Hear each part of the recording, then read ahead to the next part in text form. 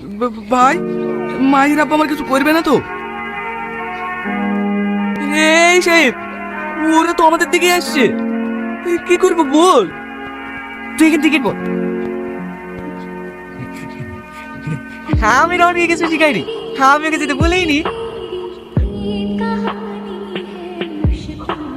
আমি রোহনকে শিখিয়ে দিয়েছি। যা করেছি করেছি, এবারকার মতো ছেড়ে দিলাম। রোহনের প্রত্যেকটা ইনফরমেশন আমার টাইম টাইম চাই। ঠিক আছে ঠিক আছে, খবর একটা মিস হবে না।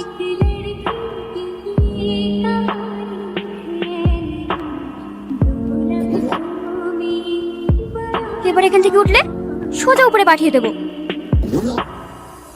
খাওয়া দাওয়া করে এসছো? মুখে কোনো কথা নেই? হ্যাঁ খেয়েছি, তুমি? হ্যাঁ খেয়েছি।